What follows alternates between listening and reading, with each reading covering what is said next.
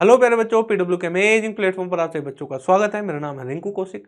उम्मीद करता हूं आप सभी स्वस्थ होंगे, आप अपने एग्जाम की बहुत अच्छे से तैयारी कर रहे होंगे। आज हम पढ़ने वाले हैं central force problem. Central force problem दो पार्ट में आएगा, आज पहला पार्ट है। तो जरा देखते हैं सेंट्रल फोर्स प्रॉब्लम को आज हम क्या क्या डिस्कस करने वाले हैं। आज हम जरा थोड़े से चर्चा कर लेते हैं, ठीक है। सेंट्रल फोर्स प्रॉब्लम में आज के इस टॉपिक में हम पढ़ने वाले क्या क्या है वो जरा देख लेते हैं। आज हम ग्रेविटेशनल फोर्स के बारे में बेसिकली चर्चा करेंगे। किसके बारे में? ग्रेविटेशनल फोर्स के बारे में, ठीक है। कोई भी दो ऑब्जेक्ट जिनमें मास है तो उनके बीच में एक फोर्स लगता है जिसको हम ग्रेविटेशनल फोर्स कहते हैं और अट्रैक्टिव नेचर का होता है, ठीक है। फिर हम बात करेंगे गोज लॉ ऑफ ग्रेविटेशन। हमने गोज लॉ पढ़ा था, इलेक्ट्रोस्टैट में पढ़ा था। सेम गोज लॉ है यहाँ पर भी वही है हमारे पास। यहाँ पर जो गोज लॉ है वो सेम है, ठीक है। फिर हम जो चर्चा करेंगे वो पढ़ेंगे ग्रेविटेशनल पोटेंशियल के बारे में। किसके बारे में? ग्रेविटेशनल पोटेंशियल के बारे में बात करेंगे। फिर हम बात करेंगे ग्रेविटेशनल पोटेंशियल एनर्जी के बारे में। बेसिकली ये 4 पॉइंट है जो आज हम पढ़ने वाले हैं। तो बिना किसी देरी के आज के टॉपिक की शुरुआत करते हैं। तो आपके सामने ये रहा पहला टॉपिक, ठीक है। आज हम क्या बात पढ़ने वाले हैं? ग्रेविटेशनल फोर्स, ठीक है। कोई भी दो ऑब्जेक्ट अगर उनमें मास है तो उनके बीच में ग्रेविटेशनल फोर्स है। सबसे सिंपलेस्ट बात, कोई भी दो ऑब्जेक्ट यदि उनमें मास है तो उनके बीच में क्या लगेगा? ग्रेविटेशनल फोर्स लगेगा। और जो ये फोर्स लग रहा है कैसे नेचर का होता है? अट्रैक्टिव नेचर का। कोई भी दो ऑब्जेक्ट अगर उनमें मास है तो मैंने माना एक ऑब्जेक्ट ये है और एक ऑब्जेक्ट ये है, ठीक है। इस ऑब्जेक्ट का मास m1, इस ऑब्जेक्ट का मास m2, ठीक है। इस ऑब्जेक्ट का जो सेंटर है ये, इस ऑब्जेक्ट का जो ये सेंटर है ये, ठीक है। ग्रेविटेशनल फोर्स हमारा सेंट्रल फोर्स है, ठीक है। तो ऑब्जेक्ट के सेंटर पे लगता है, ठीक है। या तो ऑब्जेक्ट के सेंटर की तरफ लगेगा। सेंट्रल फोर्स का क्या काम होता है? या तो सेंटर की तरफ लगता है या सेंटर से दूर लगता है, ठीक है। नंबर एक बात, उसको हम सेंट्रल फोर्स कहते हैं। ग्रेविटेशनल फोर्स हमारा सेंट्रल है, तो ये ऑब्जेक्ट के सेंटर्स के बीच में लगता है। तो इन दोनों सेंटर के बीच की जो दूरी है हमारे पास, वो दूरी कैसी है? r। That is the distance in दोनों के बीच में। ये दो ऑब्जेक्ट है, दोनों में मासेस है, तो इनका मतलब है इन दोनों के बीच में एक अट्रैक्टिव फोर्स है। यानी कोई भी दो ऑब्जेक्ट यदि उनमें मास है तो उनके बीच में एक अट्रैक्टिव फोर्स लगता है जिसे हम ग्रेविटेशनल फोर्स कहते हैं। ये दोनों एक दूसरे को अपनी तरफ खींचते हैं। यानी इस पर इधर फोर्स लगा और इस पर इधर फोर्स लगा, दोनों पर सेम अमाउंट का फोर्स लगता है, इक्वल अमाउंट का। दोनों एक दूसरे पर इक्वल अमाउंट का फोर्स लगाते हैं। और जब हम इस फोर्स को कैलकुलेट करते हैं तो वैल्यू निकल के आती है G mass of m1 m2 divided by r square. इतने अमाउंट का फोर्स लगा। जब यहां पर भी हम फोर्स कैलकुलेट करते हैं, इस ऑब्जेक्ट पर भी कितना लगा? जी m1 m2 divided by r square, ठीक है। इतने अमाउंट का दोनों पर फोर्स लगता है, ठीक है। ये हमारे पास फोर्स है, दोनों पे सेम अमाउंट का फोर्स लगता है, ठीक है। यानी किसी भी अगर ऑब्जेक्ट की हम बात करें तो उस पर जो फोर्स लगेगा -g m1 m2 divided by r square, और ये आया r कैप, ठीक है। यहां पर g क्या है? इसको हम ग्रेविटेशनल कांस्टेंट कहते हैं। यानी g की वैल्यू फिक्स है। इस यूनिवर्स में जो g की वैल्यू हम लेते हैं वो फिक्स लेते हैं। और g की वैल्यू कितने के बराबर होती है हमारे पास? 6.67 इंटू 10⁻⁻11, ठीक है, newton metre square kilogram square. That is the G. ये हमारे पास फिक्स है। कोई भी दो ऑब्जेक्ट अगर उनमें मास है तो इतने अमाउंट का फोर्स लगता है। और जो फोर्स है वो हमारा कैसा होगा? अट्रैक्टिव नेचर का। यानी यहां पर जो एक ग्रेविटेशनल फोर्स लगता है ऑलवेज अट्रैक्टिव नेचर का होता है। ग्रेविटेशनल फोर्स हमेशा कैसा होगा? अट्रैक्टिव नेचर का। कोई भी दो ऑब्जेक्ट, ये दो ऑब्जेक्ट ले लिए, इनमें भी मास है, इन दो बोतल में, तो इनके बीच में भी ग्रेविटेशनल फोर्स लग रहा है, ठीक है। इस बोतल और मेरे अंदर भी मास है तो हम दोनों के बीच में भी ग्रेविटेशनल फोर्स लग रहा है। यानी हम दोनों एक दूसरे पर फोर्स लगा रहे हैं सेम अमाउंट का। लेकिन आपका ये आएगा कि सर एक दूसरे पे हम फोर्स लगा रहे हैं अट्रैक्टिव नेचर का, तो ये पानी की बोतल तो खिंची हुई आनी चाहिए, या फिर मैं पानी की बोतल की तरफ खींच के चला जाऊं। ये तो कोई नहीं होता। क्यों नहीं होता? क्योंकि यहां पर जो जी है उसकी वैल्यू बहुत छोटी है। जैसे एग्जाम्पल के तौर पर ले लो, ये हमारे पास एक पानी की बोतल है, ये हमारे पास एक पानी की बोतल है, यहां पर भी एक हमारे पास, ये भी एक पानी की, दो पानी की बोतल्स हैं। आपको समझाता हूं कि जो फोर्स निकल कर आता है, ये इस पानी की बोतल का सेंटर ऑफ मास ये है, इस पानी की बोतल का सेंटर ऑफ मास ये है। इन दोनों की दूरी क्या ले ली मैंने? 1 मीटर ले ली। इस पानी की बोतल कितने कितने की ले ली भाई? ये पानी की बोतल मैंने मान ली 1 किलोग्राम की है इसका मास। इस पानी की बोतल का भी मास कितना है? 1 kg। तो इन दोनों के बीच में फोर्स लगेगा, कैसा लगेगा? अट्रैक्टिव। तो जो फोर्स लगेगा वो किसके बराबर लगेगा? G m1 m2 divided by r square, ये फॉर्मूला है। g की वैल्यू 6.67 इंटू 10⁻11 इंटू 1 डिवाइडेड बाई 1 का स्क्वायर।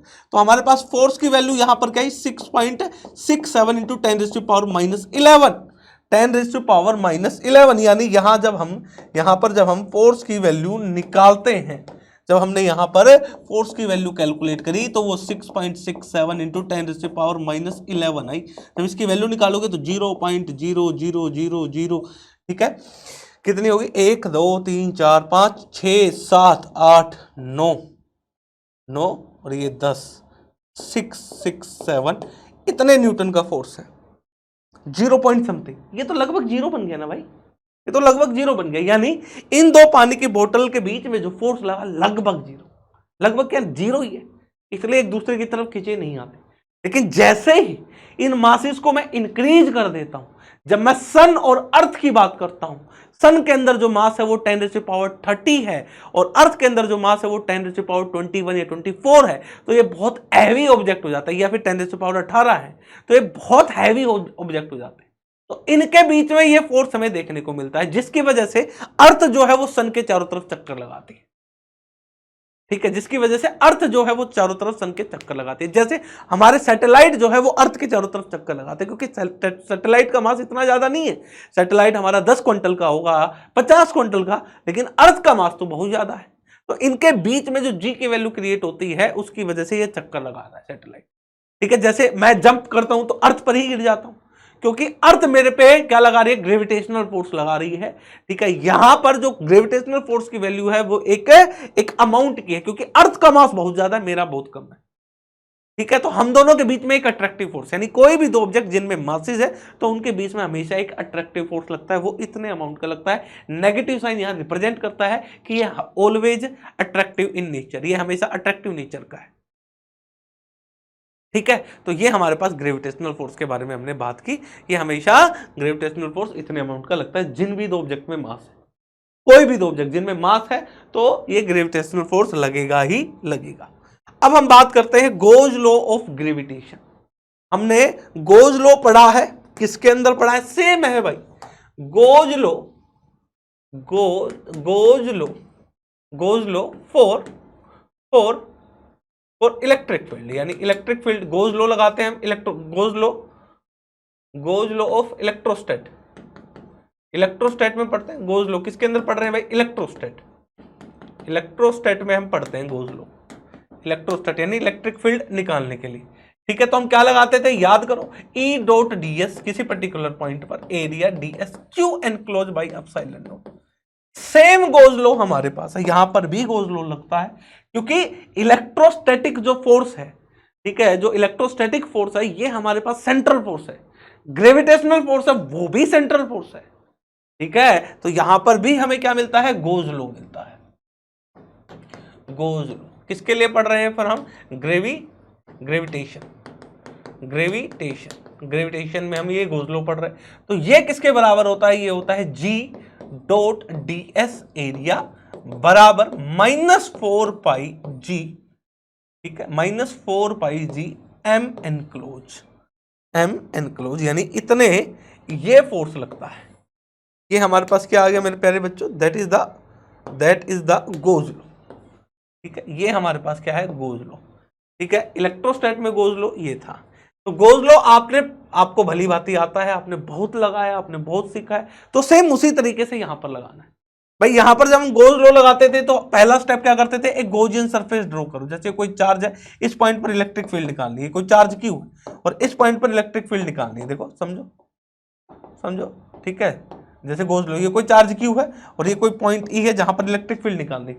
इसी प्रकार हम यहां पर ग्रेविटेशनल फील्ड निकालेंगे, जी की वैल्यू, ठीक है। जैसे इलेक्ट्रिक फील्ड होती है वैसे ही ग्रेविटेशनल फील्ड होती है। तो इस चार्ज की वजह से इस पर्टिकुलर पॉइंट पर इलेक्ट्रिक फील्ड निकालनी, तो क्या करते थे, गोजियन सरफेस ड्रॉ करते थे, एक गोजियन सरफेस ड्रॉ करते थे और जिसका दूरी क्या होती थी, क्यू, और गोजियन सरफेस ड्रॉ करके जो ये एरिया होता था, ये हमारे पास एरिया किसका लेते थे हम, ठीक है। ये किसका area of the Gaussian surface, area of the Gaussian surface, जो गोजियन सरफेस हमने ड्रॉ किया है, ठीक है, उसका ये एरिया होता था, ठीक है, गोजियन सरफेस। यहां पर क्यू एनक्लोज क्या है, टोटल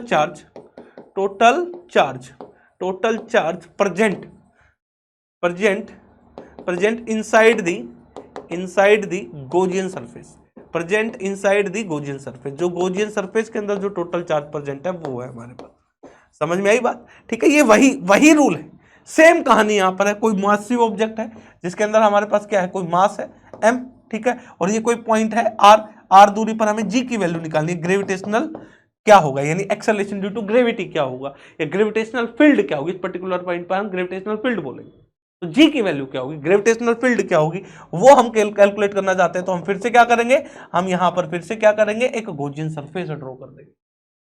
ठीक है, गॉसियन सरफेस ड्रॉ करेंगे और ये लगा देंगे और हमारे पास रिजल्ट आएगा। जैसे यहां पर लगाते थे सेम तरीका यहां, बस चार्ज की जगह मास आ गया, बस चार्ज की जगह मास आ जाता है। इलेक्ट्रोस्टैट, जैसे आपने इलेक्ट्रोस्टैट में गोजलो से इलेक्ट्रिक फील्ड निकाला था, उसी प्रकार हम ग्रेविटेशनल के अंदर गोजलो लगाकर क्या निकाल सकते हैं, ग्रेविटेशनल फील्ड। क्योंकि इलेक्ट्रिक चार्ज अपने चारों तरफ एक फील्ड बनाता है जिसे हम ग्रेविटेशनल फील्ड कहते हैं। इसी प्रकार जो चार्ज जो मासिव ऑब्जेक्ट है वो अपने चारों तरफ एक फील्ड बनाता है जिसे हम ग्रेविटेशनल फील्ड कहते हैं, जिसे हम जी बोलते हैं।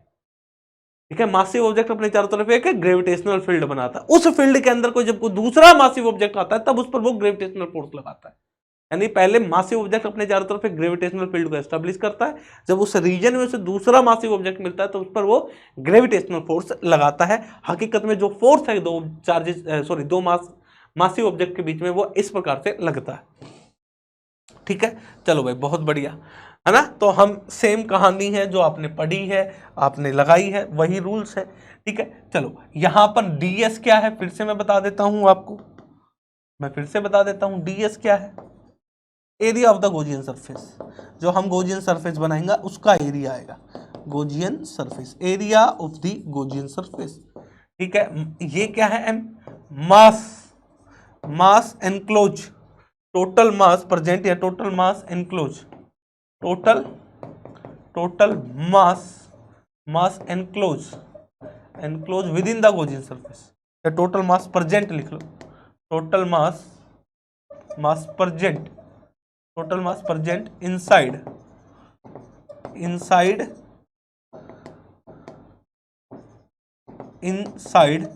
The Gaussian surface, inside the Gaussian surface. ठीक है, inside the Gaussian surface, total mass present inside the Gaussian surface. एक सिंपल सा निकालते हैं, किसी भी मासिव ऑब्जेक्ट की वजह से जी की वैल्यू निकालते हैं।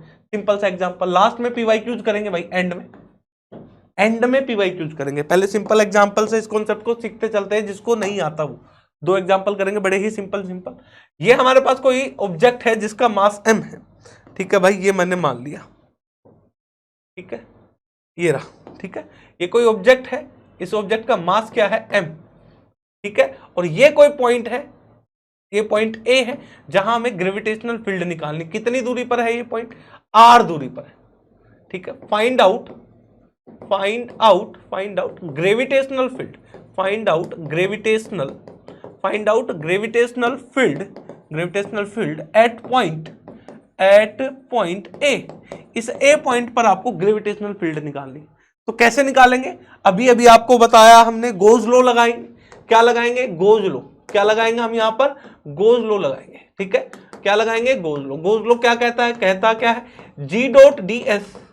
g डॉट ds हमारे पास -4 पाई g मास एनक्लोज। ये है इक्वेशन फर्स्ट। ठीक है, जो ऑब्जेक्ट है वो ऑब्जेक्ट लिया हमने। ठीक है भाई, ये रख दिया। ठीक है, इस ऑब्जेक्ट का मास क्या है, m। ठीक है, जिस पॉइंट पे निकालना है वो पॉइंट हमारे पास इस टोटल मास, ये कोई पॉइंट है जहां हमें निकालना है। ठीक है, ये कोई A पॉइंट है जहां हमें निकालना है। ठीक है, ये हमारे पास क्या है, कोई A पॉइंट है जहां हमें निकालना है r दूरी पर। तो अब क्या करेंगे, आप सबसे पहले एक गॉसियन सरफेस ड्रॉ करेंगे। ठीक है, ये रहा, ये r दूरी पर है। तो आप क्या करेंगे, एक गॉसियन, तो हम यहां पर क्या करेंगे भाई,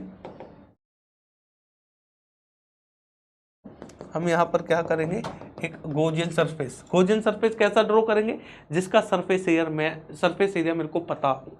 इस प्रकार का गॉसियन सरफेस होना चाहिए। जैसे स्फेयर, उसका सरफेस एरिया मैं जानता हूं। जैसे सिलेंडर, उसका सरफेस एरिया मैं जानता हूं।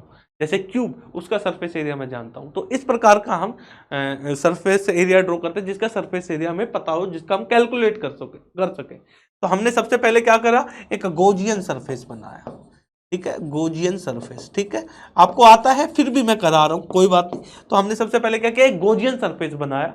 ठीक है, गॉसियन सरफेस जब आप ड्रॉ करो तो इस प्रकार से करना कि उसका सरफेस एरिया आप जानते हो, नंबर एक बात। नंबर दूसरी बात, जिस पॉइंट पर ग्रेविटेशनल फील्ड निकालनी है वो पॉइंट गॉसियन सरफेस पर आना चाहिए। जिस पॉइंट पर आपको ग्रेविटेशनल फील्ड निकालनी है वो पॉइंट कैसा होना चाहिए, कहां आना चाहिए, गॉसियन सरफेस पर आना चाहिए। बहुत बढ़िया।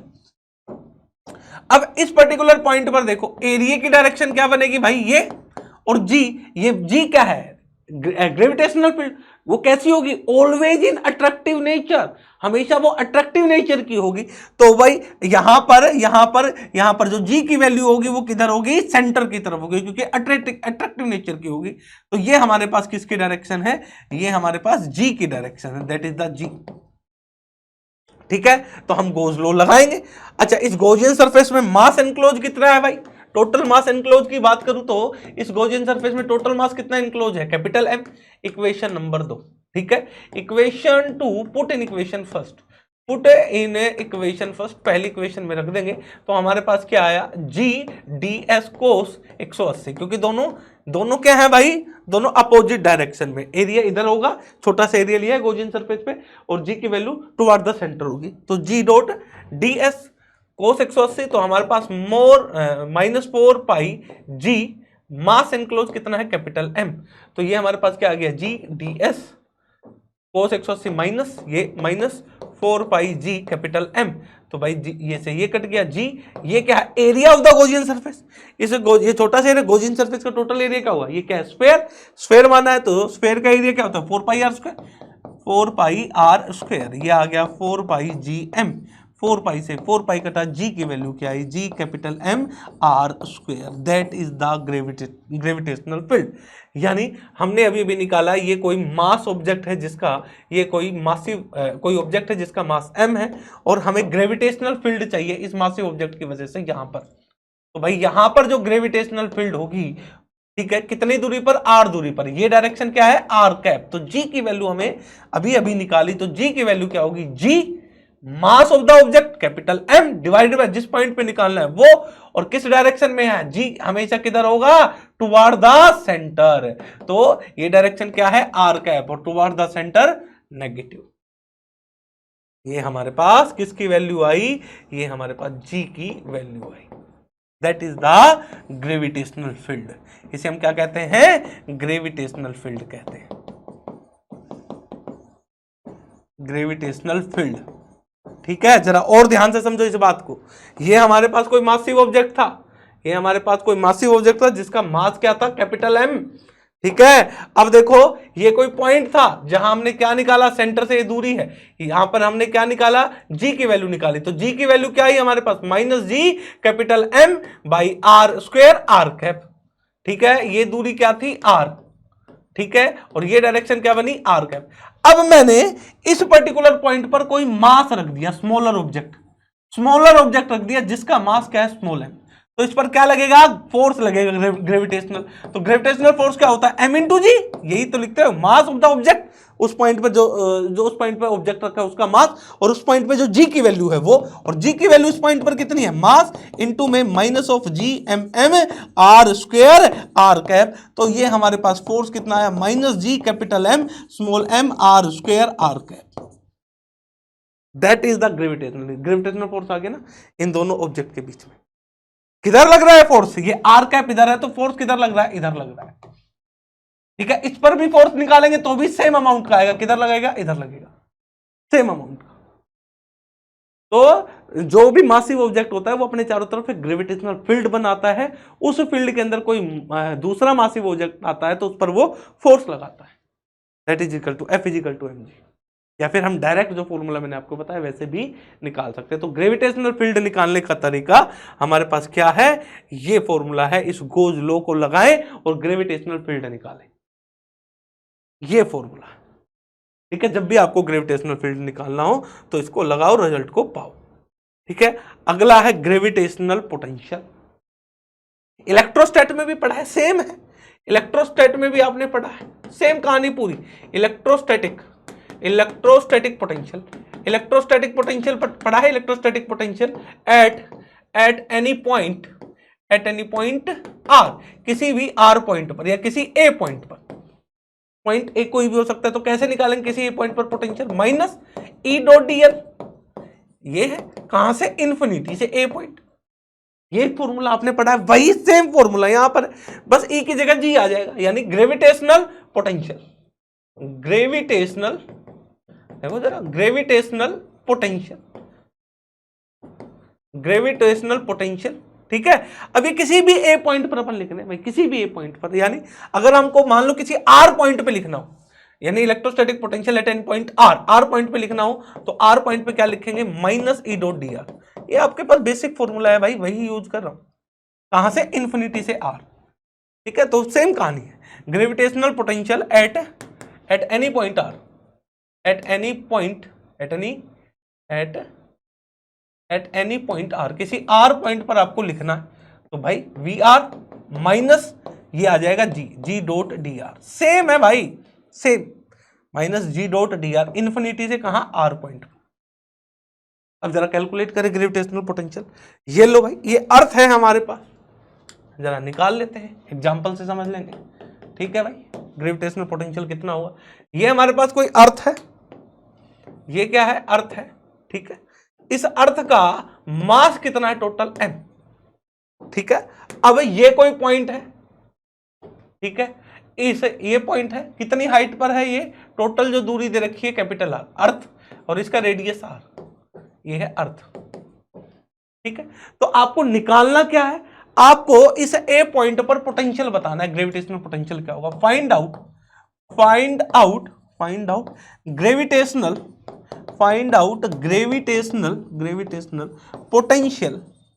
Potential at point A, electrostat है, पूरा इलेक्ट्रोस्टैट है, सॉल्यूशन, ठीक है। तो सबसे पहले बताओ इस पर्टिकुलर पॉइंट में, ए पॉइंट पर जी की वैल्यू क्या होगी, जी हमें अभी भी निकाला, फॉर्मूला पता है, टोटल मास कितना है, कैपिटल एम, यानी minus G capital M divided by दूरी कितनी है, आर स्क्वायर, किस डायरेक्शन में, आर कैप, ये डायरेक्शन क्या बनेगी, are cap,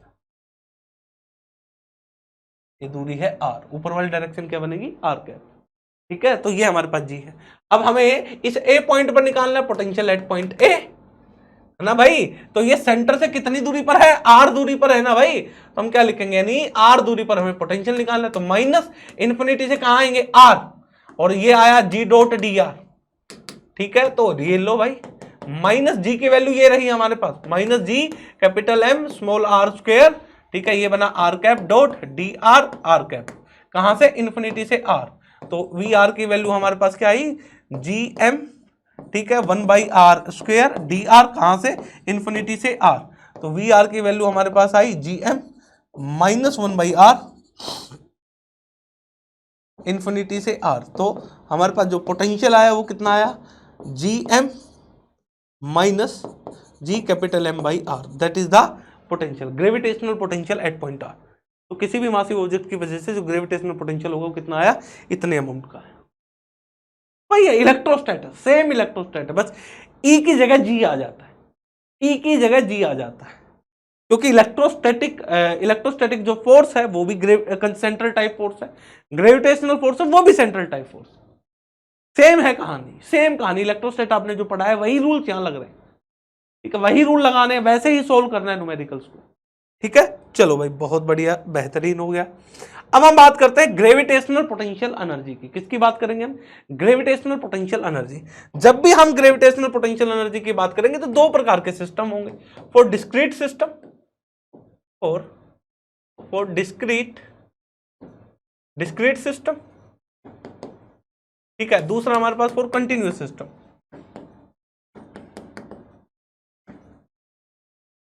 for continuous system, ठीक है। इलेक्ट्रोस्टैट में आपने पढ़ा है, वही रूल है भाई, ठीक है, बस, ठीक है। यहां पर जब भी हम इलेक्ट्रोस्टैटिक पोटेंशियल एनर्जी की बात करेंगे तो half summation m i v i, i की वैल्यू कहां से, 1 से लेके n तक, ठीक है। यहां पर हमारे पास क्या बन जाएगा कंटिन्यूअस के लिए, -1/8 पाई जी, ठीक है, जी स्क्वायर डी टो, ठीक है, किसके लिए, all space.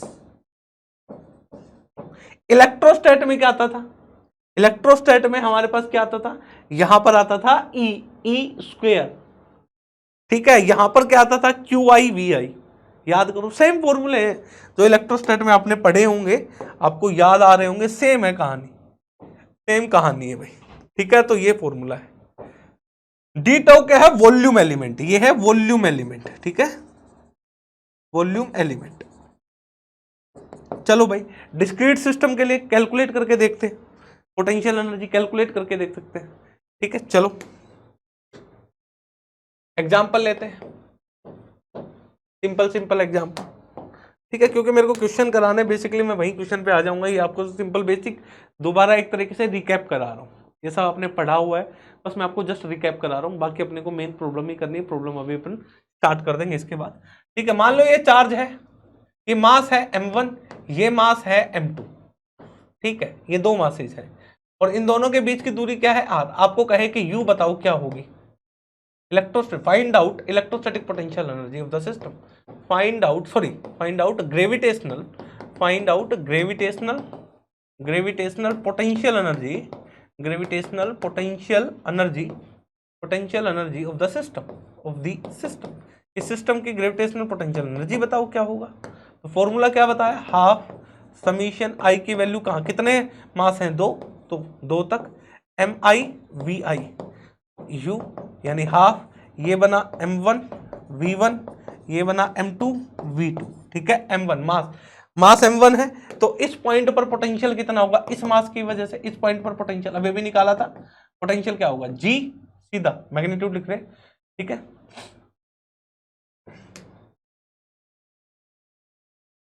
Potential V1 minus G, मास कितना है m2 डिवाइडेड बाई R, ठीक है। m1 की वजह से यहां पर जो पोटेंशियल होगा वो कितना होगा, इस मास की वजह से, माइनस G, मास कितना है m1, कितनी दूरी पर है R, और m1 m2 पता ही है, इसमें रख दो, तो U की वैल्यू कितनी आ गई, हाफ, ठीक है, m1 इंटू में minus G m2 divided by R, फिर आ गया m2 इंटू में minus G m1 divided by R, ठीक है। तो U की वैल्यू कितनी बन गई, half minus G m1 m2 divided by R minus G m1 m2 divided by R, ठीक है। तो हमारे पास U की वैल्यू कितनी हो गई, हाफ इंटू में -2 G m1 m2 divided by R, ठीक है। तो पोटेंशियल एनर्जी कितनी हो गई, -G m1 m2 divided by R, that is the gravitational potential energy of the system, ठीक है, gravitational potential energy of the system. तो ये हमारे पास नेट ग्रेविटेशनल पोटेंशियल एनर्जी होगी। तो ये दो सिस्टम है, तीन हो तो भी सेम फॉर्मूला लगेगा, चार हो तो भी सेम फॉर्मूला लगेगा, इलेक्ट्रोस्टैट में भी आपने कैलकुलेट किया, सेम कहानी है ये, सेम कहानी, ठीक है। तो दो ऑब्जेक्ट, मासिव ऑब्जेक्ट के बीच में जो ग्रेविटेशनल पोटेंशियल एनर्जी होती है वो इतनी होती है, -G m1 m2 divided by R, ठीक है। दो मासिव ऑब्जेक्ट के बीच में जो ग्रेविटेशनल पोटेंशियल होती है वो हमारे पास इतनी होती है, ठीक है। तो चलो भाई आगे चलते हैं, आगे बढ़ते हैं। अब आप समझ में आ गई होगी, देखो जरा, जैसे ये हमारे पास एक स्फेयर है, ये हमारे पास क्या है, एक स्फेयर है भाई, बहुत बढ़िया। इस स्फेयर का रेडियस क्या है, R। इस ऑब्जेक्ट, इसके ऊपर एक ऑब्जेक्ट रखा है जिसका मास कितना है m, इसका मास कितना है कैपिटल M।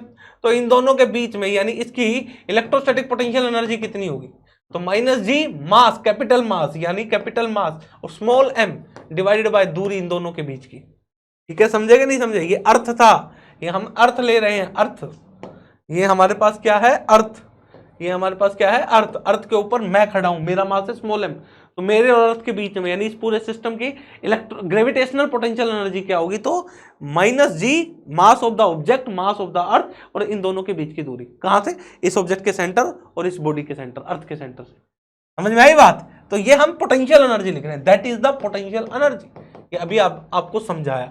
अब यहां पर कोई ऑब्जेक्ट हो जिसका मास m1 हो, ये कोई ऑब्जेक्ट है जिसका मास कैपिटल M है, या फिर इसका मास स्मॉल m है, तो ये कितनी दूरी पर है, R दूरी पर, इन दोनों के बीच में जो पोटेंशियल एनर्जी होगी वो क्या होगी, -G कैपिटल M, इसका मास और उसका मास डिवाइड बाई R। यही तो भी निकाला था फॉर्मूला, यही तो कैलकुलेट किया था, ठीक है। G m1 m2 mass of two objects और उनके सेंटर के बीच की दूरी से डिवाइड कर दो, यही तो हमने निकाला था, ठीक है। चलो भाई नेक्स्ट, एस्केप वेलोसिटी। अच्छा अब मेरे को एक बात बताओ, ये हमारे पास, जैसे ये हमारे पास क्या है, अर्थ, ये हमने अर्थ मान ली, दैट इज द अर्थ, ये है अर्थ, ठीक है, थोड़ी सी बड़ी मान लेते हैं, ये है हमारे पास अर्थ, दैट इज द अर्थ। ये क्या है? अर्थ। अर्थ का रेडियस आर, मास एम, ये क्या है? अर्थ, ठीक है। और इसके चारों तरफ सैटेलाइट है, वो चक्कर लगा रहा है। कौन? सैटेलाइट। सैटेलाइट क्या लगा रहा है? चक्कर लगा रहा है एक तरीके से। कौन से मोशन में? Circular motion. कौन से में? Circular motion. सर्कुलर मोशन है सैटेलाइट का, कैसा है? Circular motion. अब ये सैटेलाइट सर्कुलर मोशन में चक्कर लगा रही है, तो इसके पीछे क्यों ये चक्कर लगा रही हुई सर्कुलर मोशन में? तो दो फोर्स होंगे, एक तो सेंटर की तरफ लगेगा, इस ऑब्जेक्ट और इस सैटेलाइट के बीच में, इस ऑब्जेक्ट और इस सैटेलाइट के बीच में एक फोर्स होगा ग्रेविटेशनल, क्योंकि सैटेलाइट में क्या है? मास m है। सैटेलाइट में क्या है? मास m है। तो सैटेलाइट और इस ऑब्जेक्ट के बीच की जो दूरी है वो r, तो यहां पर एक ग्रेविटेशनल फोर्स लगेगा। ग्रेविटेशनल फोर्स कितना है? ये F इजिकल टू यहां पर एक ग्रेविटेशनल फोर्स लग रहा है G, mass of earth m divided by r square. एक फोर्स कौन सा लगेगा? सेंट्रीफ्यूगल, जो किधर लगेगा? बाहर, mv स्क्वायर बाई r, ठीक है। तो हम यहां से इस सैटेलाइट की वेलोसिटी बता सकते हैं कि सैटेलाइट की वेलोसिटी क्या होगी। दोनों के दोनों काउंटर बैलेंस करेंगे, क्योंकि ऑब्जेक्ट का मोशन कैसा है? सर्कुलर। किसमें मूव कर रहा है? सैटेलाइट हमारा सर्कुलर मोशन में है। सर्कुलर मोशन इसलिए ये करा रहा हूं क्योंकि इनका यूज करने वाला हूं। तो यानी G capital M small m by r square बराबर mv square by r. R से आर कट गया, हमारे पास m से m कट गया, v की वैल्यू क्या आ गई? G capital M by r, ठीक है। That is the velocity of the satellite. Velocity of the satellite, इस सैटेलाइट की जो वेलोसिटी है वो हमारे पास ये, ठीक है। आगे बात करते हैं एस्केप वेलोसिटी की, ठीक है। एस्केप वेलोसिटी क्या होती है? जैसे मेरे पास ये पेन है, इसको मैंने हवा में उछाला, वापस लौट के आ गया, ठीक है। थोड़ा और तेज फेंकूंगा तो वापस लौट के आ जाएगा, लेकिन इसको मिनिमम कितनी वेलोसिटी से बिल्कुल वर्टिकल डायरेक्शन में फेंकूं ताकि ये इस ब्रह्मांड में पहुंच जाए? ये जो हमारे पास जो अर्थ का जो ग्रेविटेशनल फील्ड है उसको पार कर जाए, यानी अंतरिक्ष में पहुंच जाए। इस ऑब्जेक्ट को मिनिमम कितनी रफ्तार से फेंकूं ताकि ये ब्रह्मांड में पहुंच जाए? उसे हम क्या बोलते हैं? Escape velocity. एस्केप वेलोसिटी, ठीक है भाई, एस्केप वेलोसिटी। तो लो भाई, ये है earth surface, that is the earth surface यहां पर, ठीक है। आर अर्थ सरफेस पर मेरे पास क्या है भाई? मेरे पास यहां पर क्या है? अर्थ। मेरे पास एक ऑब्जेक्ट है जिसका मास कितना है? m। मेरे पास एक ऑब्जेक्ट है, ये रहा, जिसका मास कितना है? m मास है। उसको v वेलोसिटी से फेंका, ये कहां जाना चाहिए? अंतरिक्ष में, यानी कि अंतरिक्ष में जाना चाहिए। यानी इसको देखो, यहां पर है, इसको कितनी वेलोसिटी से फेंकू कि ये अंतरिक्ष में पहुंच जाए, यानी वापस कभी लौट कर ही ना आए। इसकी जितनी पोटेंशियल एनर्जी है ना इस ऑब्जेक्ट की, उतनी ही मैं इसको काइनेटिक एनर्जी दे दूंगा तो ये अंतरिक्ष में पहुंच जाएगी। इस ऑब्जेक्ट की जितनी पोटेंशियल एनर्जी है, इस ऑब्जेक्ट की जितनी पोटेंशियल एनर्जी है, उतनी मैं इसको क्या दे दूं? Kinetic energy. यानी जितनी काइनेटिक एनर्जी इस ऑब्जेक्ट की, जितनी पोटेंशियल एनर्जी है, जितनी इस ऑब्जेक्ट की पोटेंशियल एनर्जी, उतनी क्या दे दूं? Kinetic energy. तो ये कहां पहुंच जाएगी? अंतरिक्ष में। क्योंकि भाई मेरे को पोटेंशियल एनर्जी जीरो करना है ना, क्योंकि पोटेंशियल एनर्जी हमारे पास जो है ना भाई, पोटेंशियल एनर्जी क्या है? माइनस जी, इस ऑब्जेक्ट का मास m, यानी अर्थ है हमारे पास, अर्थ की बात कर रहे हैं, रेडियस आर है, minus G m by r square, sorry m by r, ये हमारे पास पोटेंशियल एनर्जी। और ये पोटेंशियल एनर्जी कैसी है? नेगेटिव। अगर पोटेंशियल एनर्जी नेगेटिव है तब तक ये वापस लौट के आएगा। जब तक इस ऑब्जेक्ट की टोटल पोटेंशियल एनर्जी नेगेटिव रहेगी तब तक लौट कर आएगा। अगर इस ऑब्जेक्ट की पोटेंशियल एनर्जी को जीरो कर दूं तो ये अंतरिक्ष में चला जाएगा। अगर मैंने इस ऑब्जेक्ट की पोटेंशियल एनर्जी को जीरो कर दिया तो ये अंतरिक्ष में पहुंच जाएगा। तो जितनी पोटेंशियल एनर्जी इसके सरफेस पर है उतनी इसको काइनेटिक एनर्जी दे दूं तो ये अंतरिक्ष में पहुंच जाएगा। तो kinetic energy half m v square, और ये आया minus G m by r. खाली मैग्नीट्यूड की बात कर रहे हैं तो मैग्नीट्यूड लिख लेते हैं जी m बाई आर, क्योंकि जितनी पोटेंशियल एनर्जी उतनी काइनेटिक एनर्जी दे रहा हूं। ये नेगेटिव है, ये पॉजिटिव दे रहा हूं, ठीक है। तो सेम मैग्नीट्यूड है। तो हमारे पास क्या है? सेम पोटेंशियल एनर्जी है, तो इस ऑब्जेक्ट का मास स्मॉल m भी आएगा, ठीक है। दिमाग से निकल गया, लिखना भूल गया, कोई बात नहीं, ठीक है। That is the potential energy, है ना। तो हमारे पास यहां से m से m कट गया और v की वैल्यू क्या आई? 2g capital M by r, that is the escape velocity. इसे हम क्या बोलते हैं, एस्केप वेलोसिटी। अर्थ का मास पता है, अर्थ का रेडियस पता है, जी जो ग्रेविटेशनल कांस्टेंट है वो भी पता है, ठीक है। तो हमें ये सब बातें पता है, इसमें जब रखते हैं, पुट करते हैं, तो जो वैल्यू निकल कर आती है वो आती है 11.2 किलोमीटर पर सेकेंड। अगर 11.2 या फिर 11.8, थोड़ी सी कंफ्यूजन है ना डाटा में थोड़ी कंफ्यूजन है, देख लेना, करेक्ट कर लेना भाई। पहले ही बोल रहा हूँ हल्की सी कंफ्यूजन है, मेरे को एग्जैक्टली वैल्यू याद नहीं आ रही। या तो 11.2 किलोमीटर पर सेकंड है या फिर 11.8 किलोमीटर पर सेकंड है, ये आएगी। यानी ऑब्जेक्ट की जो एस्केप वेलोसिटी आएगी, यानी इस ऑब्जेक्ट को मिनिमम कितनी रफ्तार से फेंको, 11.2 किलोमीटर पर सेकंड से फेंको या फिर 11.8 किलोमीटर पर सेकंड से। देख लेना, जो करेक्ट वैल्यू वो रख लेना। यानी लगभग 11 किलोमीटर पर सेकंड से अगर मैं इसको फेंकूंगा तो ये कहां चली जाएगी, अंतरिक्ष में चली जाएगी, ये लौट के नहीं आएगी। क्योंकि हमें जी की वैल्यू पता है, हमें मास ऑफ अर्थ पता है, हमें रेडियस पता है।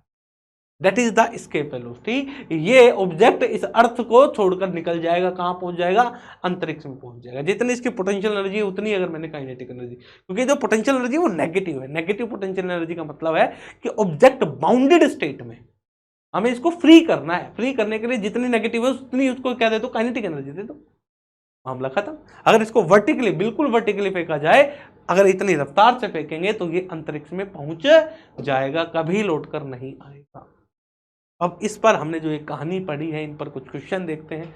बहुत ही आसान क्वेश्चन पूछे गए हैं जो आपने +1 में बहुत डिटेल में पढ़े हैं। उन चीज़ों को दोबारा से रिवाइज कर लेना, +1 के टॉपिक दोबारा रिवाइज कर लेना भाई, ठीक है। उनका यूज हो रहा है इनमें बार बार, ठीक है, और उनको जरा अपन देखते हैं, ठीक है। मैंने बेसिक चीज़ें आपको दोबारा से वैसे याद दिला दी, फिर भी आप +1 के टॉपिक को देख लीजिएगा जो आपने +1 में पढ़ा है, ठीक है। वहाँ से क्वेश्चन पूछ रहा है एग्जामिनर, ठीक है। चलो भाई, तो जरा आगे बढ़ते हैं।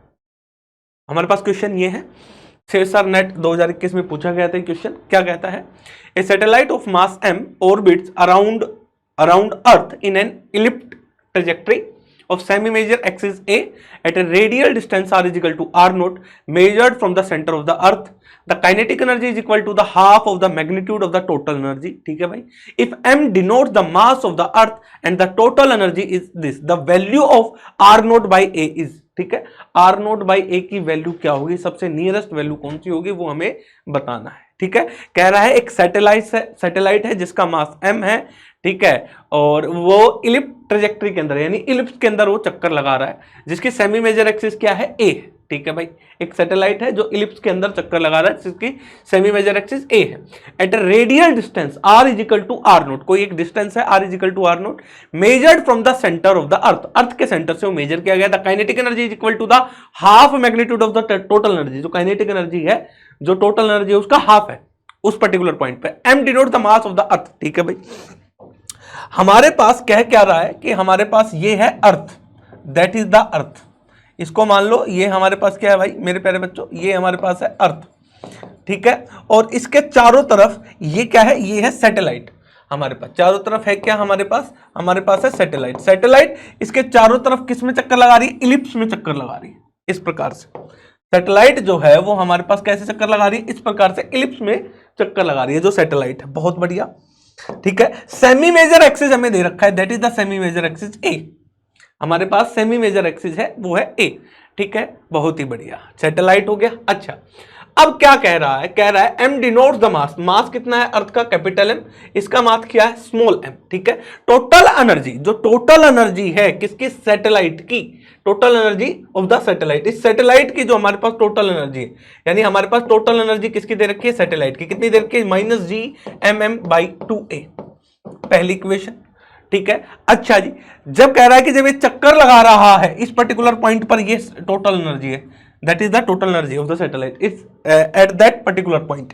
जब ये चक्कर लगा रहा है, चक्कर लगाते लगाते ये यहां पहुंचा, और जो सेंटर से जो दूरी है ये है r नोट। इस पर्टिकुलर पॉइंट पर जो काइनेटिक एनर्जी है वो टोटल एनर्जी का क्या है, हाफ है। जो ये टोटल एनर्जी है इसका हाफ है इस पर्टिकुलर पॉइंट पर काइनेटिक एनर्जी, ठीक है। तो टोटल एनर्जी का हाफ है, तो हमारे पास कितना बन गया, मैग्नीट्यूड लेंगे क्योंकि काइनेटिक एनर्जी हमेशा पॉजिटिव होती है, तो ये बन गया G capital M small m by, यानी एक और हाफ यानी 4a। ये हमारे पास इस पर्टिकुलर पॉइंट पर आया, ठीक है। एक और बात, ग्रेविटेशनल फोर्स में ये चक्कर लगा रहा है, और ग्रेविटेशनल फोर्स हमारा सेंट्रल फोर्स है। और जो सेंट्रल फोर्स है, जब भी कोई हम सेंट्रल फोर्स की बात करते हैं, जैसे यहाँ पे ग्रेविटेशनल फोर्स एक सेंट्रल फोर्स है, तो सेंट्रल फोर्स के अंदर जो टोटल एनर्जी है वो कंजर्व्ड रहती है और जो एंगुलर मोमेंटम है वो कंजर्व्ड रहता है। दो चीजें हमेशा कंजर्व्ड रहेंगी। जब भी हम सेंट्रल फोर्स प्रॉब्लम की बात करेंगे, कोई भी सेंट्रल फोर्स प्रॉब्लम उसमें टोटल एनर्जी कंजर्व्ड रहती है सिस्टम की और एंगुलर मोमेंटम कंजर्व्ड रहता है, जब उस पर कोई एक्सटर्नल फोर्स ना लगे।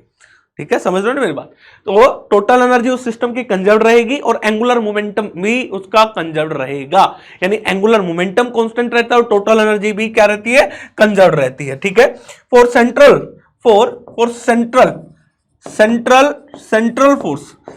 फोर्स के अंडर नंबर एक, angular momentum is conserved. Angular momentum is conserved. जो एंगुलर मोमेंटम है मेरे प्यारे बच्चों, वो क्या रहता है? कंजर्व्ड रहता है। नंबर दूसरा, total energy of the system is conserved, is also conserved. वो भी क्या रहती है? कंजर्व्ड रहती है। यानी ये दोनों चीजें कंजर्व्ड रहती है, चेंज नहीं होती। यानी इसकी जो टोटल एनर्जी यहां पर है, इनिशियली ऑब्जेक्ट यहां था तो टोटल एनर्जी इनिशियल, यहां पर ऑब्जेक्ट पहुंचा कुछ समय बाद तो टोटल एनर्जी फाइनल, ये बराबर होंगी, क्योंकि टोटल एनर्जी क्या रहती है मेरे प्यारे बच्चों? कंजर्व्ड रहती है। मैंने अभी आपको बताया कि total energy of the satellite is conserved. यानी हमारे पास जो टोटल एनर्जी सैटेलाइट की है वो कंजर्व्ड रही है। ऐसे लिख देते हैं टोटल एनर्जी, सीधा लिख देते हैं टोटल एनर्जी इज कंजर्व्ड। हमारे पास जो टोटल एनर्जी है वो सिस्टम की क्या रहेगी? कंजर्व्ड। यानी जो सैटेलाइट है, हम सैटेलाइट की बात कर रहे हैं, तो पहले टोटल एनर्जी इनिशियल, तो हमारे पास ये टोटल एनर्जी इनिशियल किसके बराबर होगी भाई? टोटल एनर्जी इनिशियल किसके बराबर होगी? Total energy final. Equation first, ठीक है, इसको इक्वेशन हमने नाम फर्स्ट दिया तो इसको बोल देते हैं सेकंड। चलो, टोटल एनर्जी इनिशियल क्या है? सिस्टम की दे रखी है -G(M)(m)/2a, इक्वेशन थी। ठीक है, टोटल एनर्जी फाइनल जब वो r0 रेडियस पे था, कितनी दूरी पर था? r0 पर, तो टोटल एनर्जी लिखेंगे। टोटल एनर्जी क्या होगी? Kinetic energy plus potential energy system की। ठीक है, तो total energy final, kinetic energy कितनी दे रखी है? जो टोटल एनर्जी है उसका हाफ है, ये रही हमारे पास, यानी G(M)(m) divided by 4a plus में पोटेंशियल एनर्जी। इस सिस्टम की पोटेंशियल एनर्जी कितनी होगी? आपको पोटेंशियल एनर्जी का फॉर्मूला याद ही होगा, -Gmm/r। r क्या है? रेडियस, सेंटर से जिस पर्टिकुलर पॉइंट पर हमारा सैटेलाइट है वो दूरी, अर्थ के सेंटर से जिस पॉइंट पर। तो यहां पर रेडियस क्या है? r किसके बराबर है? r0 की। तो इसकी पोटेंशियल एनर्जी हमारे पास क्या बन गई? -G(M)(m)/r0, ये हमारे पास आई। तो जब हम इसको निकालेंगे, तो जब ये इक्वेशन नंबर 4 और ये इक्वेशन नंबर 5, ठीक है, सॉरी, इक्वेशन नंबर 4 और इसको नाम दे दिया इक्वेशन नंबर 4, इक्वेशन 3 और 4 put in equation 2, equation 3 4 put in equation 2 के अंदर हम इसको रख देंगे। तो जैसे ही 2 के अंदर रखेंगे तो -G(M)(m)/2a is equal to G(M)(m)/4a minus G(M)(m)/r0। ठीक है, ये हमारे पास निकल कर आई। रेशियो हमें किसका निकालना है? हमें r0/ra का रेशियो निकालना है। ठीक है, तो भाई, तो ये उठकर इधर आ गया -G, ये उठकर इधर आया तो G(M)(m)/r0 is equal to G(M)(m)/4a minus का ये प्लस बन गया G(M)(m)/2a। ठीक है भाई, ये कट गया 1/r0 is equal to 1/4a plus में 1/2a। ठीक है, 1/r0 एलसीएम आ गया हमारे पास 4a क्या आया? एलसीएम आया। ठीक है, तो 1 + 2। ठीक है, तो हमारे पास जो वैल्यू आई यहां से 1/r0 is equal to 3/4a। ठीक है, r0/a की वैल्यू हमें निकालनी है। ठीक है, तो r0/a, ठीक है, किसकी वैल्यू निकालनी है? r0। तो ये r0 उठ के इधर आ गया, a नीचे ही है, 4/3, ये क्या बचा? 4/3। जब हम इसको सोल्व करेंगे r0/a को तो 1.33, तो ये हमारे पास लगभग वैल्यू आएगी 1.33। कौन सा ऑप्शन करेक्ट है? ऑप्शन ए इसका करेक्ट है। कौन सा ऑप्शन करेक्ट है? क्वेश्चन ऑप्शन ए इसका करेक्ट है। इसे सरनेट 2021 में क्वेश्चन पूछा गया था। ठीक है, आपको total energy conservation, angular momentum conservation और ऑर्बिटल वेलोसिटी, ठीक है, और एस्केप वेलोसिटी, इससे रिलेटेड क्वेश्चन पूछ रहा है एग्जामिनर। ठीक है, बेसिकली देखा जाए तो आज वही पार्ट हम पढ़ने वाले हैं। ठीक है, अगला क्वेश्चन ये रहा, ये 2021 में पूछा गया था सेशन नेट के। कहता है a particle throw with a speed v from the earth surface, एक पार्टिकल को फेंक दिया गया अर्थ सरफेस से, कितनी रफ्तार से? v रफ्तार से। अटेन ए मैक्सिमम हाइट, वो एक मैक्सिमम हाइट अटेंड करता है h, measured from the surface of the earth, earth surface से। ठीक है भाई, बहुत बढ़िया। If v is half the escape velocity, जो v है वो इज एस्केप वेलोसिटी की हाफ है। ठीक है भाई, and r denote the radius of the earth, r किसको डिनोट कर रहा है? अर्थ के रेडियस को डिनोट कर रहा है। Then h by r is, h by r की वैल्यू क्या होगी? 2/3, 1/3, 1/4, 1/2, इनमें से कौन सा ऑप्शन है जो करेक्ट होगा? यानी हमारे पास है क्वेश्चन क्या कहता है? क्वेश्चन कहता है अर्थ सरफेस से एक पार्टिकल को फेंका गया। ये लो भाई, ये है अर्थ सरफेस, अर्थ है, इसका रेडियस क्या है? कैपिटल आर, और यहां पर एक पार्टिकल है उसको फेंक दिया गया।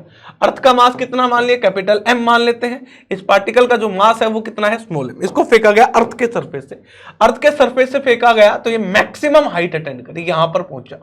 मैक्सिमम हाइट कितनी? मैक्सिमम हाइट अटेंड करी एच, एच हमारे पास क्या है? ये मैक्सिमम हाइट है जो हमने ऑब्जेक्ट को फेंका। h कितनी वेलोसिटी से फेंका? इसको v वेलोसिटी से फेंका, v वेलोसिटी से इसको फेंका। ठीक है, अच्छा जी, अब ध्यान से समझना, जो v है वो किसके बराबर है? एस्केप वेलोसिटी के हाफ के बराबर है। v is the half of the escape velocity, ये हमारे पास है।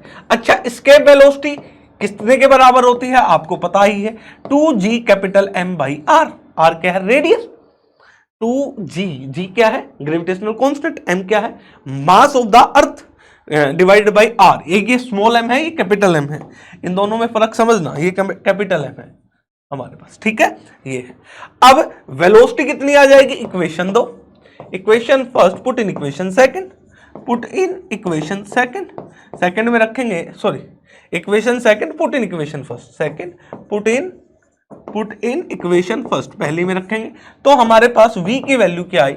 हमारे पास v की वैल्यू आ गई 1/2, 2gm कैपिटल R, दो अंदर ले जाएंगे तो gm/2r, ये आ गई हमारे पास वेलोसिटी, जितनी वेलोसिटी से फेंका गया।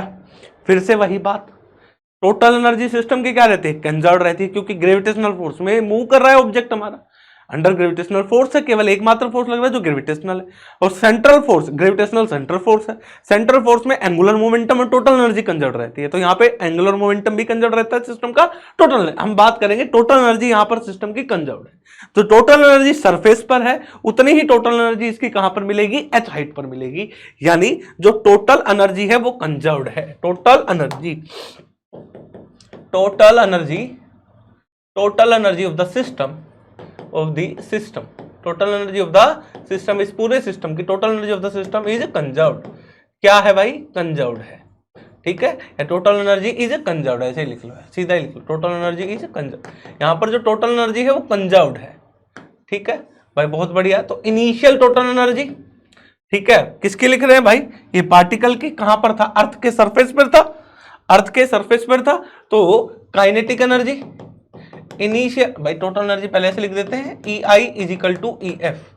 ठीक है, इक्वेशन, अच्छा जी, EI क्या है?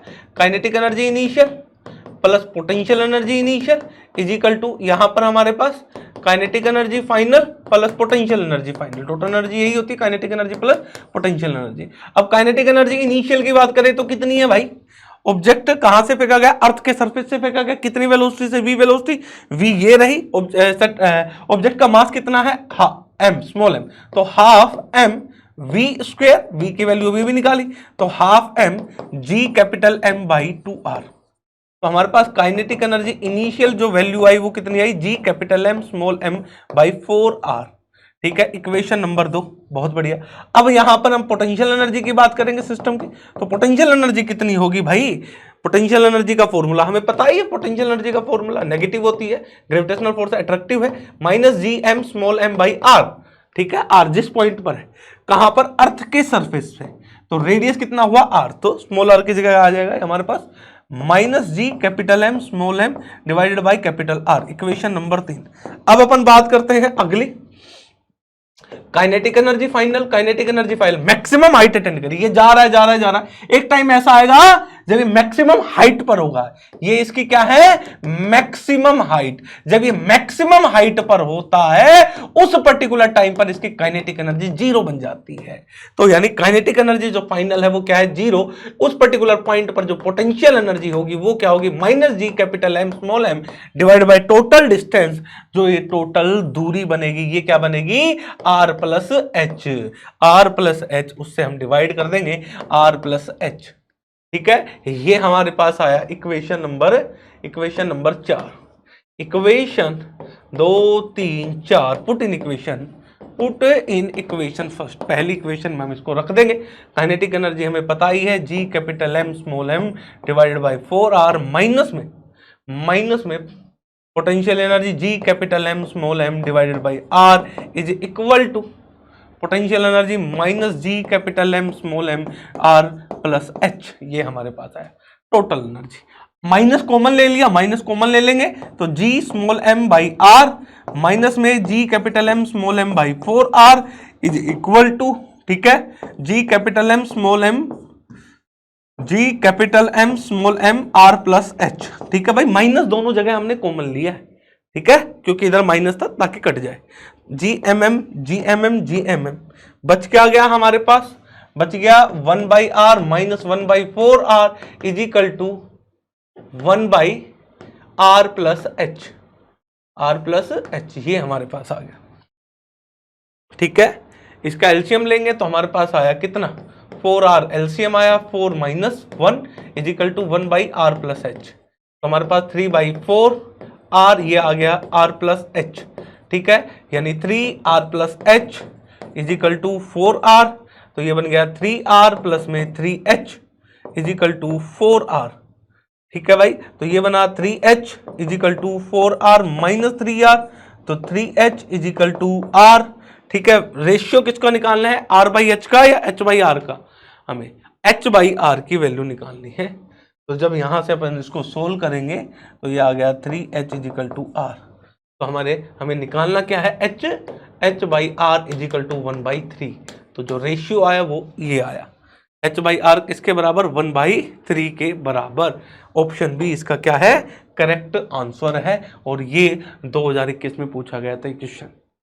बेसिकली क्वेश्चन है ना दो जगह से ही पूछता है एग्जामिनर, दो जगह से, एक तो प्रॉपर सेंट्रल फोर्स प्रॉब्लम में भाई वी इफेक्टिव दे देगा, ठीक है, जहां पर हम प्रॉपर तरीके से पढ़ते हैं, सेंट्रल फोर्स को प्रॉपर तरीके से पढ़ते हैं, ठीक है, ग्रेविटेशनल को अलग से पढ़ते हैं, क्योंकि सेंट्रल फोर्स ग्रेविटेशनल वो सेंट्रल फोर्स ही है, ठीक है, जिसमें हमें कहेगा कि ऑब्जेक्ट सर्कुलर मोशन में घूम रहा है तो उसकी एनर्जी बताओ, कुछ और वैल्यू बताओ, ऑब्जेक्ट की ट्रेजेक्टरी कैसी होगी, वो हम नेक्स्ट सेशन में पढ़ने वाले हैं, जो मैं आपको बता रहा हूं। या तो यहां से क्वेश्चन पूछ रहा है एग्जामिनर या फिर वहां से क्वेश्चन पूछ रहा है, रिसेंटली यहां से क्वेश्चन एग्जामिनर पूछ रहा है, ठीक है। जो नेक्स्ट पार्ट आएगा वहां से भी एग्जामिनर क्वेश्चन पूछता है, तो भाई उसके लिए भी प्रिपेयर रहिएगा, नेक्स्ट पार्ट के लिए वो हम आगे देखने वाले हैं, ठीक है। तो बिना किसी देरी के हम आगे बढ़ते हैं, नेक्स्ट क्वेश्चन की तरफ चलते हैं। अगला क्वेश्चन आपके सामने ये रहा, ये 2020 के अंदर पूछा गया CSIR नेट 2020 में।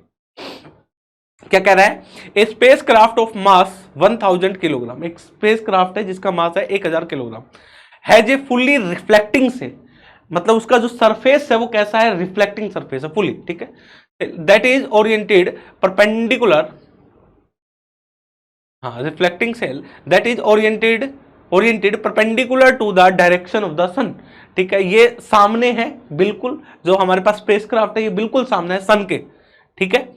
The sun radiate 10⁻26 volt and has a mass of this, एक सन है उसका मास कितना 10⁻30 किलोग्राम, सन का मास इतना है, और जो सन रेडिएशन एमिट कर रहा है वो इतने वोल्ट की रेडिएशन एमिट कर रहा है, ठीक है, इतने वोल्ट की रेडिएशन एमिट कर रहा है, ठीक है।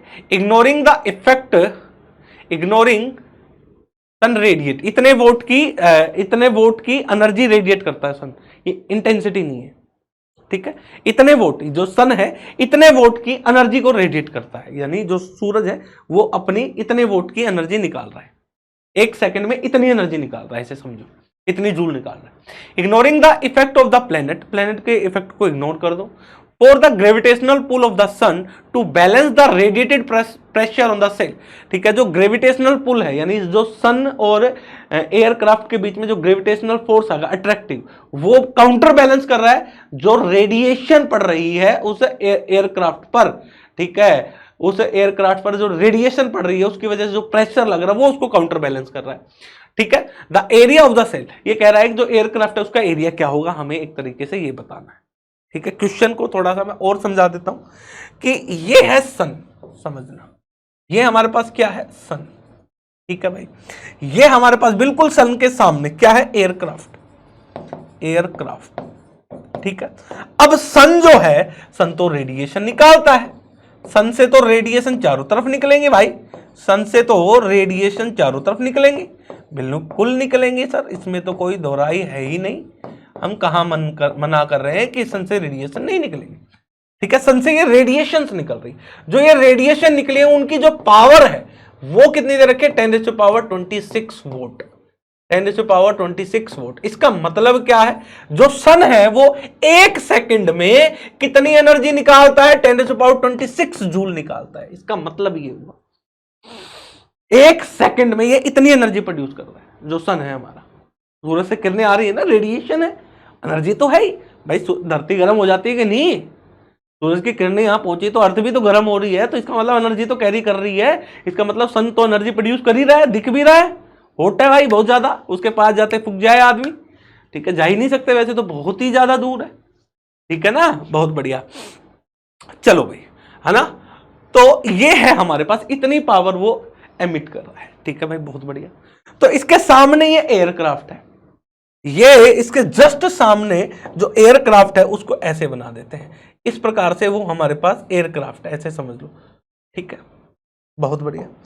अब मैं आपसे पूछूं कि इसने कितनी इंटेंसिटी की, इसने, इस सन ने कितनी इंटेंसिटी की रेडिएशन एमिट की, यानी इस सन की इंटेंसिटी की बात करें तो भाई सन ने टोटल इतनी रेडिएशन करी, और किस रीजन में फैलाई, वो भाई चारों तरफ फैलेगी ना, चारों तरफ फैलेगी, यानी इस पर्टिकुलर रीजन में ये जो लाइट है हमारी फैली है, ठीक है। थोड़ा सा सर्कुलर बना देते हैं इफेक्टिवली,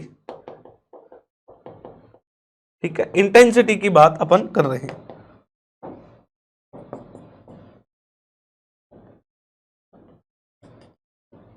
ठीक है। मान लो ये एक स्फेयर बन गया, पूरा स्फेयर अच्छे से बन नहीं रहा तो इसको हम बना देते हैं, इसके चारों तरफ स्फेयर बना देते हैं भाई, ये लो,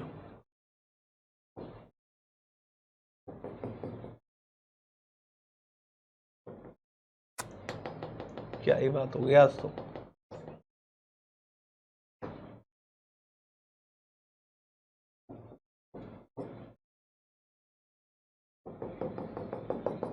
अब ये थोड़ा सा देखने में ठीक लग रहा है, ठीक है। और यहां पर हमारे पास क्या था, एयरक्राफ्ट, ये रहा रिफ्लेक्टिंग सरफेस थी, ये हमारे पास क्या था, एयरक्राफ्ट, ठीक है ना भाई। तो पावर हमें दे ही रखी है कि इतनी सेकंड में, यानी इसकी इंटेंसिटी क्या होगी, जो सन है जो रेडिएशन प्रोड्यूस कर रहा है, तो वो क्या होता है, पावर डिवाइडेड बाय एरिया, जितने रीजन में फैली। इसने एनर्जी प्रोड्यूस करी एक सेकंड में 10⁻26 जूल, वो कितने एरिया में फैली, इतने एरिया में, उस एरिया से डिवाइड कर दो, तो भाई इसका जो रेडियस होगा यहां से इसका रेडियस, उसको हमने बोल दिया आर, उसका रेडियस हमने क्या बोल दिया, आर।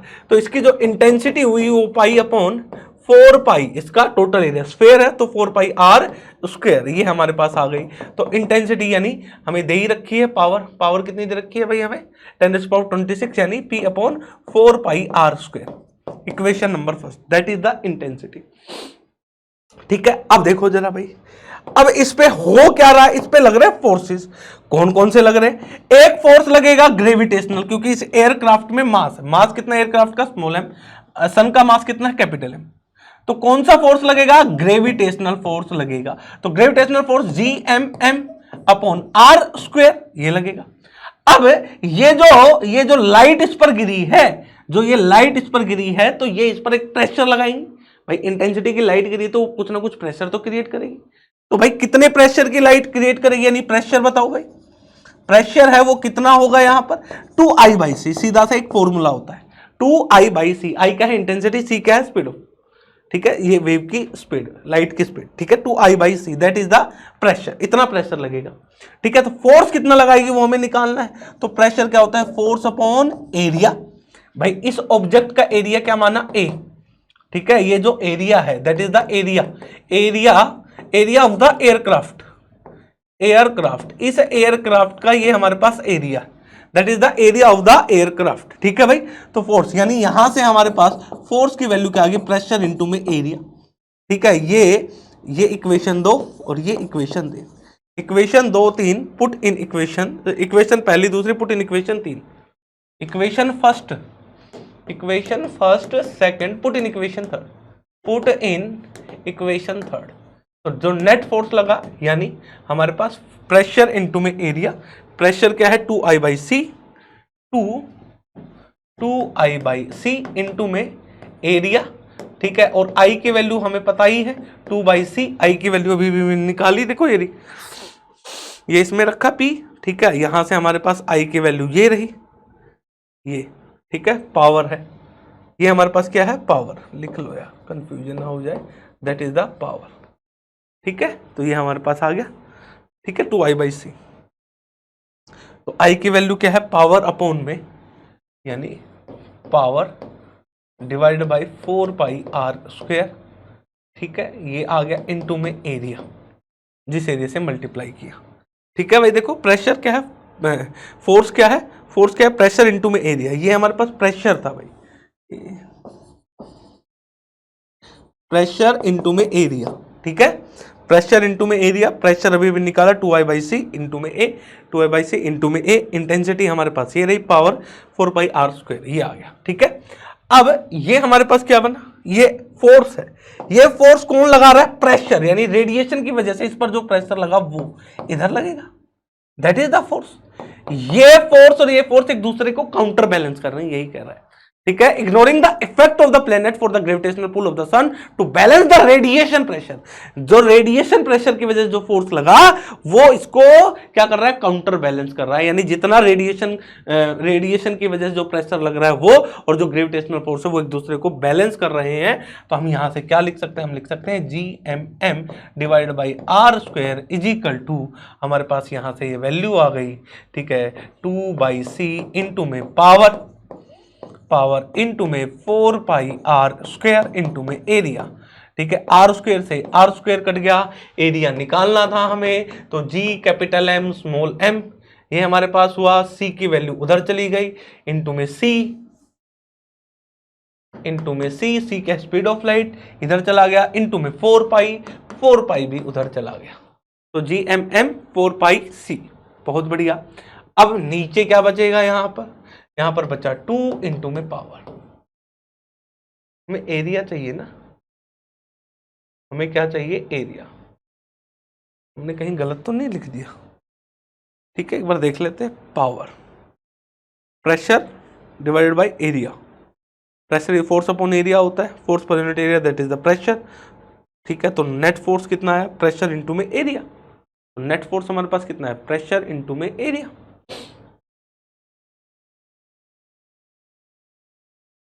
ठीक है। तो ये हमारे पास आ गया, ठीक है, GMM C इनटू में 4π इनटू में 2 इनटू में पावर, ये लो भाई पावर। तो एरिया की वैल्यू, G की वैल्यू पता है 6.6 इंटू 10⁻⁻11, मास कितना दे रखा है, सन का मास कितना है हमारे पास, सन का मास है 10⁻30 इनटू में इसका मास कितना है हमारे पास, एयरक्राफ्ट का वो है 1000 10⁻3 इनटू में 3 इंटू 10⁸8 इनटू में 4π डिवाइडेड बाय, ये हमारे पास 2 इनटू में पावर कितनी दे रखी है हमारे पास, 10⁻26 ये हमारे पास पावर दे रखी है, ठीक है। तो 2 इंटू में 10⁻26, जब इसका एरिया निकाल ले तो नियर अबाउट 10⁻6 के आसपास आता है, कितना आता है हमारे पास, 10⁻6 के आसपास आता है जब इसको कैलकुलेट करते हैं। तो यानी कौन सा ऑप्शन इसका करेक्ट है, इसका जो ऑप्शन आया ऑप्शन डी इसका करेक्ट है, ये 2020 के अंदर ये क्वेश्चन पूछा गया था, ठीक है भाई। चलो नेक्स्ट क्वेश्चन ये रहा आपके सामने, ये 2019 में पूछा गया है। तो ये रहा हमारे पास क्वेश्चन। कहता क्या है, assume that the earth revolves in a circular orbit around the sun, suppose the gravitational constant g varies slowly as a function of time t। ठीक है, हमारे पास अर्थ जो है वो सर्कुलर ऑर्बिट में घूम रही है सन के चारों तरफ। ठीक है, जो ग्रेविटेशनल कांस्टेंट जी है वो वेरी कर रही है, वो चेंज कर रही है धीरे धीरे। In a particular it decreases to half its initial value in the course of 1 million, यानी 1 मिलियन ईयर के अंदर जो जी की वैल्यू है वो हाफ हो जाती है। ठीक है, डिक्रीज कर रही है भाई। देन ड्यूरिंग दिस टाइम, इस टाइम पीरियड के दौरान, radius of the earth orbit will increase by A factor of 2। जो रेडियस है अर्थ ऑर्बिट का क्या वो 2 टाइम्स बढ़ जाएगा। Total energy of the earth remains constant, क्या टोटल एनर्जी जो अर्थ की है वो कांस्टेंट रहेगी। Orbital angular momentum of the earth remains increase, क्या ऑर्बिटल एंगुलर मोमेंटम है वो इंक्रीज कर जाएगा। क्या radius of the earth orbit remains the same, जो रेडियस है अर्थ ऑर्बिट का क्या वो सेम रहेगा। ठीक है, ये हमारे पास 4 ऑप्शन दे रखे हैं ABCD में से। जरा इसका हम सॉल्यूशन देखते हैं। ठीक है भाई, बहुत बढ़िया। ये हमारे पास, ये हमने क्या लिया, ये हमारे पास है सन, ये हमारे पास क्या है सन, ये हमारे पास क्या है सन, सन। और अर्थ जो है उसके चारों तरफ चक्कर लगा रही है, ये है अर्थ जो इसके चारों तरफ चक्कर लगा रही है। ठीक है, ठीक है ना। अर्थ जो है सर्कुलर ऑर्बिट में है, इसके चारों तरफ चक्कर लगा रही है।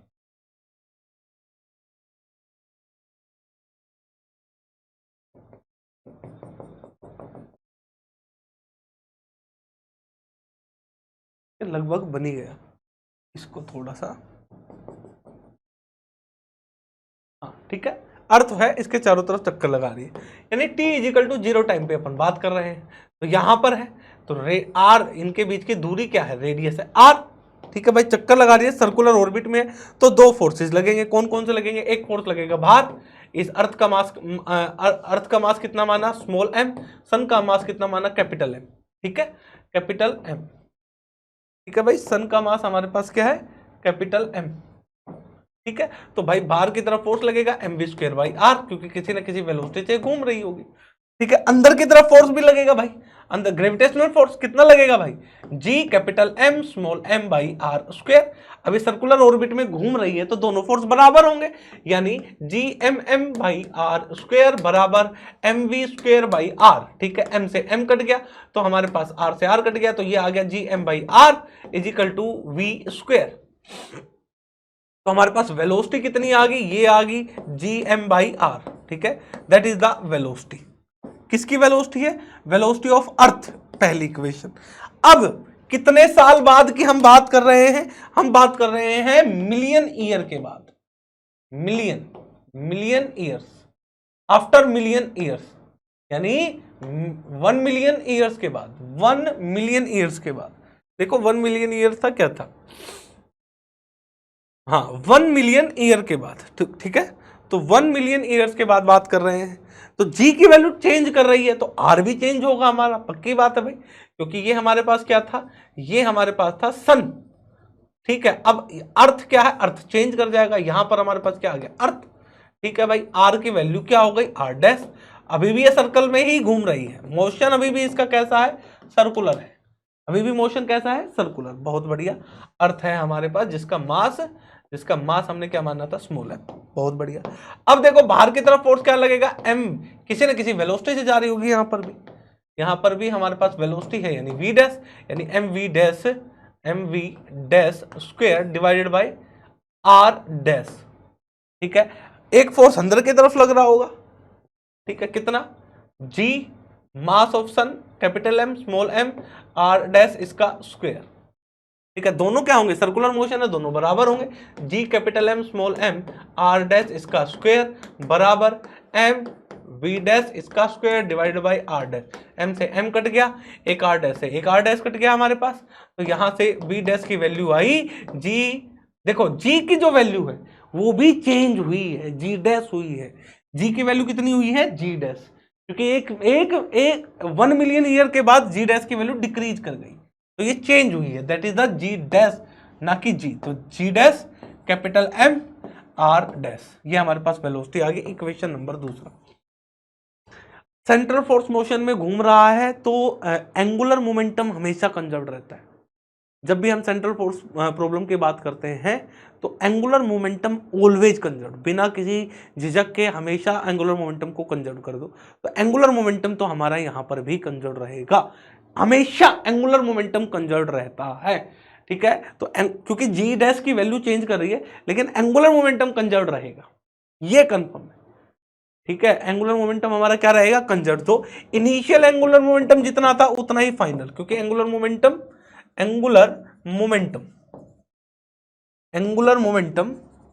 इज कंजर्व्ड, क्योंकि एंगुलर मोमेंटम क्या रहता है भाई, कंजर्व्ड रहता है। तो L I is equal to L F, angular momentum क्या है, इनिशियल ऑब्जेक्ट, भाई ऑब्जेक्ट का, इस मासिव ऑब्जेक्ट का एंगुलर मोमेंटम की बात कर रहा हूं। तो क्या आएगा भाई, एम वेलोसिटी और आर दोनों के बीच में क्या है, परपेंडिकुलर है। तो यहां पर क्या आएगा, पहले एंगुलर मोमेंटम कितना था यहां पर, अगर मैं एंगुलर मोमेंटम की बात करूं तो एम, ठीक है, एम वी आर, आर दूरी और वी, एम वी आर, ठीक है, ठीक है। अब यहां पर एंगुलर मोमेंटम की बात करूं तो मास कितना है, m v dash r dash, ठीक है। तो हमारे पास आया एम वी आर और ये आया m v dash r dash. तो m से m कट गया, v और v की वैल्यू हमें पता ही है, वो क्या है, g capital m by r into में r, ये हमारे पास आई g dash capital m by r into में r डैश। देखो ये वैल्यूज है हमारे पास, मैंने ये रख दी, ठीक है। तो भाई तो ठीक है, तो हमारे पास r को अंदर लेके गया, तो g capital m r square divided by r, इसका अंडर रूट, ये हमारे पास आया जी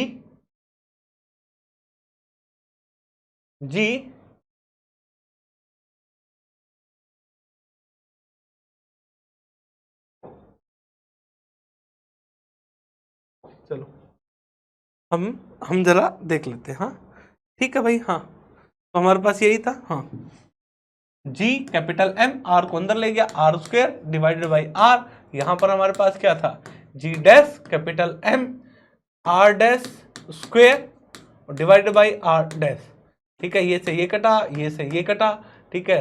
हमारे पास क्या आ गया, G capital M R under root, ये हमारे पास क्या आया, G dash capital M R dash, ठीक है। अच्छा जी, जी डैश की वैल्यू हमें पता है कितनी है भाई, जी बाई 2, तो ये वैल्यू यहाँ रख देंगे। तो हमारे पास क्या बन गया, जी कैपिटल एम, ठीक है, इनटू में अंडर रूट आर। सेम कहानी हमारे पास क्या बन गया, जी कैपिटल एम, ठीक है, इनटू में आर डैश बाई 2, क्योंकि ये वैल्यू मैंने रख दी। तो ये से ये कट गया, ठीक है। तो हमारे पास क्या आ गया, यहाँ से हमारे पास आया under root r is equal to under root r dash by 2, दोनों तरफ स्क्वायर कर देंगे, r is equal to r dash by 2। तो हमारे पास आर डैश की वैल्यू होगी 2r, यानी जो रेडियस है वो इंक्रीज कर गया, कितने, 2 टाइम्स, जो रेडियस है वो 2 टाइम्स इंक्रीज कर गया। तो पहला ऑप्शन देखो, radius of the earth orbit will increase by A factor of 2, यानी जो अर्थ है, यानी जो अर्थ का रेडियस है जिसके अबाउट वो चक्कर लगा रही है, वो हमारा क्या कर गया मेरे प्यारे बच्चों, इंक्रीज कर गया, कितना, 2 टाइम्स वो इंक्रीज कर गया। तो इसका ऑप्शन पहला करेक्ट है, ठीक है। तो नेक्स्ट सेशन में मिलेंगे कुछ नई चीजों के साथ, कुछ बेहतरीन चीजों के साथ। आज के लिए इतना ही, जय हिंद जय भारत।